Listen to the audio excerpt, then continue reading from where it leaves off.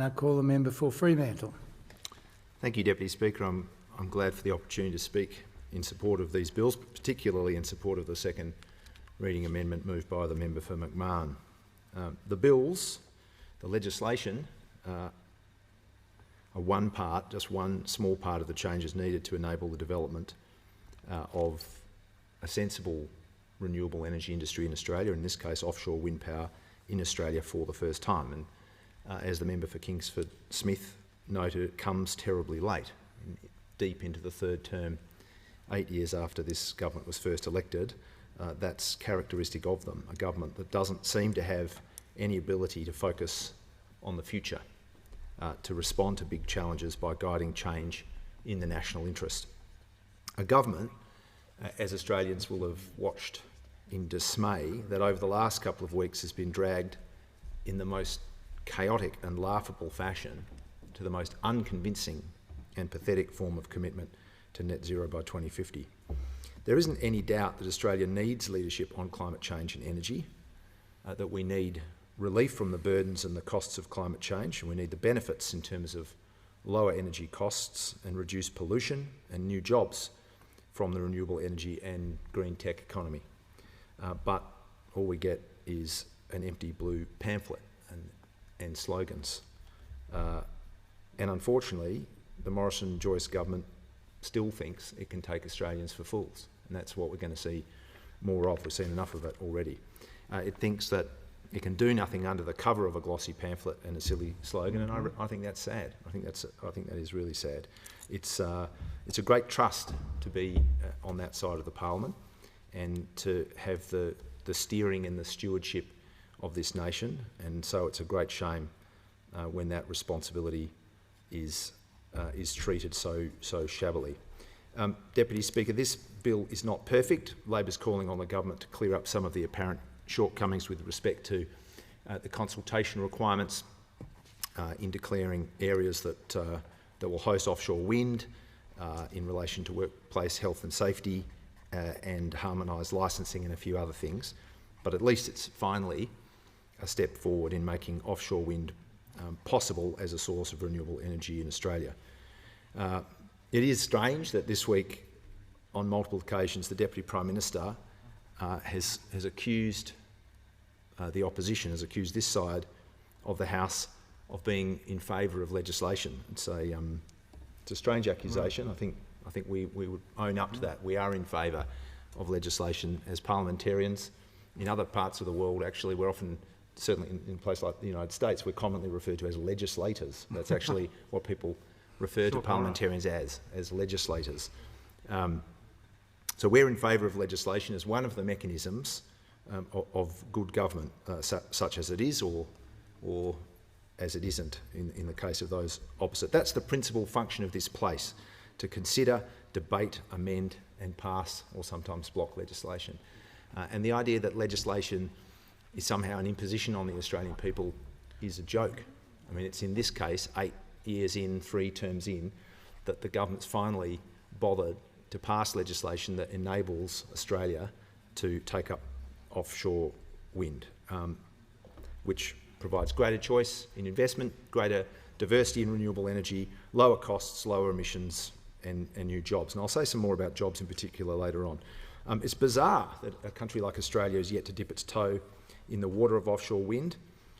Offshore wind provides 35 gigawatts of energy worldwide. It's projected to grow to 80 gigawatts by 2030. The US Biden administration has a target of installing 30 gigawatts alone by 2030. The UK gets 10% of its power from offshore wind. It's got the most installed capacity of any nation. It has a target of getting to 40 gigawatts of installed capacity by 2040. Thanks to the policies of the previous Labor government, Australia is a leader in terms of household solar. When we came to government in 2007, there were only 12,000 household units in the entire country, 12,000. By the time we left, I think it was 1.3 or 1.4 million. It's now more than 2.8 million households, or something like 1 in 4 households have household solar, and that is thanks to that forward-looking vision and approach and enabling policies of the Labor government, but right now we don't have a single watt of installed offshore wind capacity. It is a very reliable and affordable form of renewables. The UK shows that.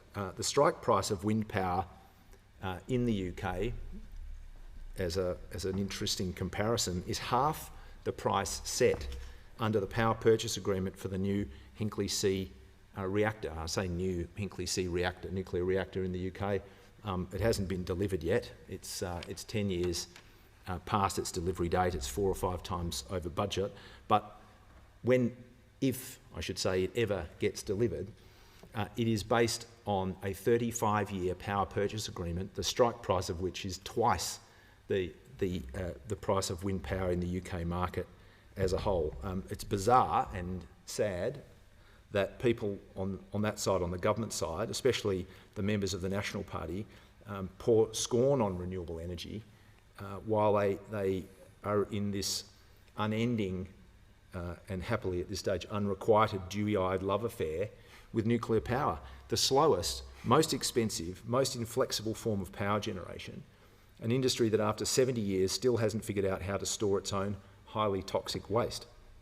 Deputy Speaker, we have uranium mines in this country that appear incapable of being properly decommissioned, with radioactive material leaking into the environment and no funds left to clean up the mess.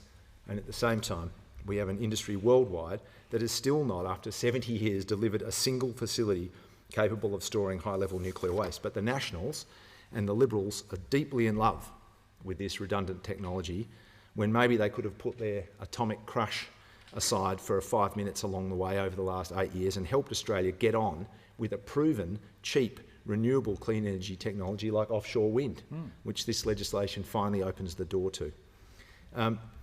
Australia's wind resources have been assessed as being comparable to the North Sea, which is presently the world's leading offshore wind generation zone. And we, Labor, has been pushing for years for the creation of a regulatory framework that would allow offshore wind.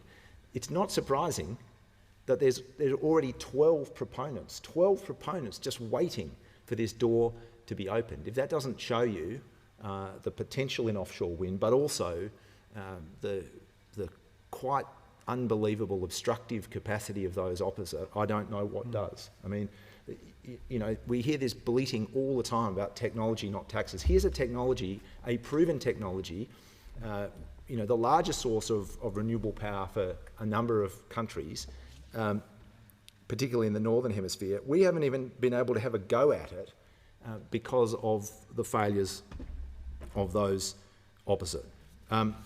Deputy Speaker, I want to take the opportunity to talk a little bit about the jobs potential that Australia could tap into if we had a government that took climate change seriously and if we had a government that was prepared to lean in on renewable energy and clean, low-carbon, net-zero technology. Go back to the UK example. Currently, offshore wind employs 26,000 people in the UK, and industry estimates predict that that will rise to 70,000 on the basis of their present offshore wind targets.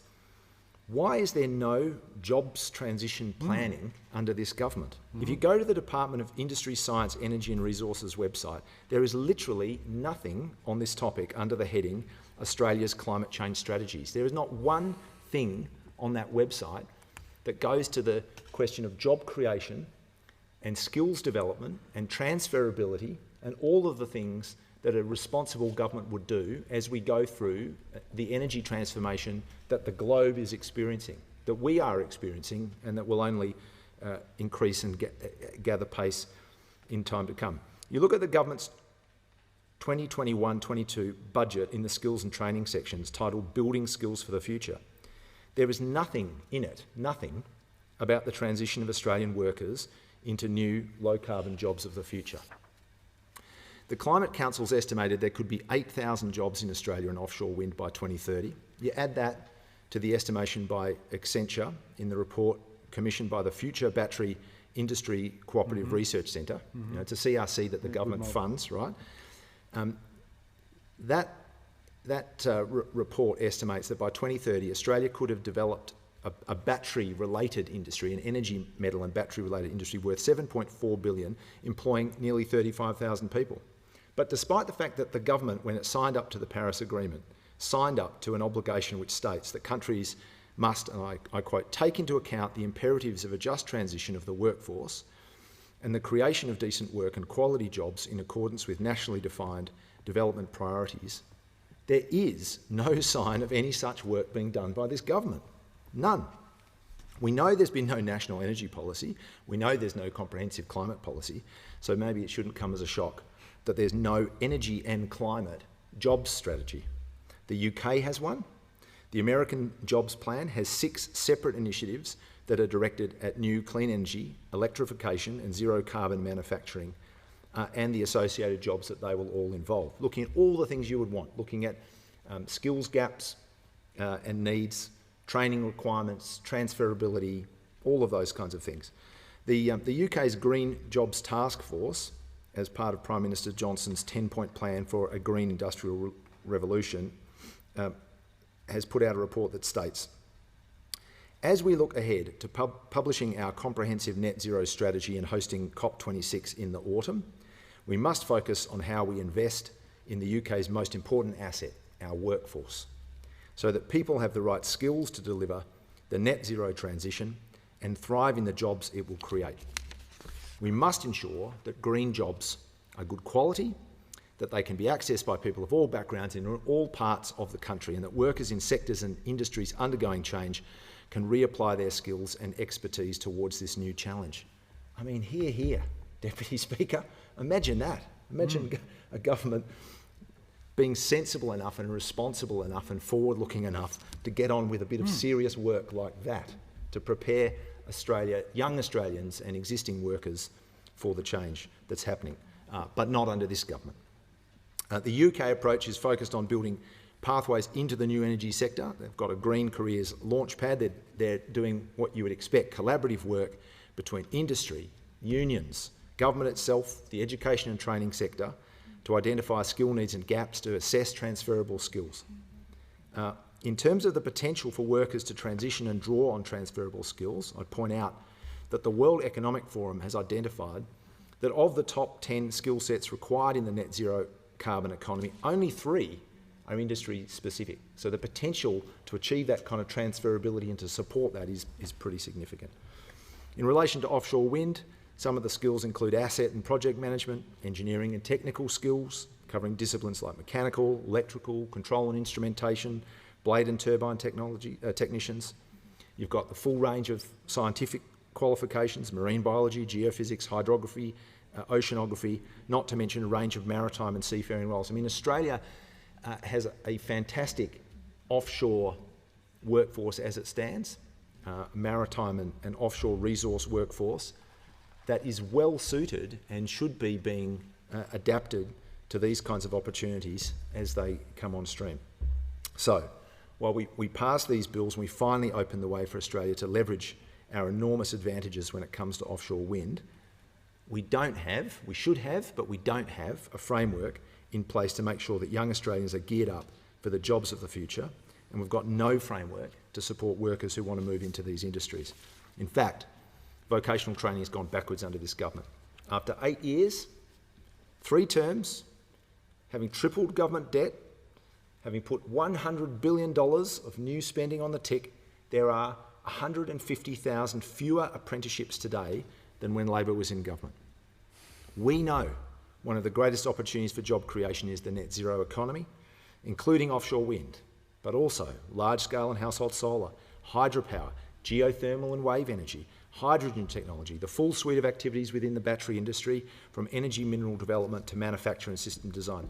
That's why we've announced the new Energy Apprenticeships program, to ensure that Australians, and especially young Australians, take up these opportunities. That's why we've committed $100 million to create 10,000 new energy apprenticeships over 4 years, starting in 2022-23.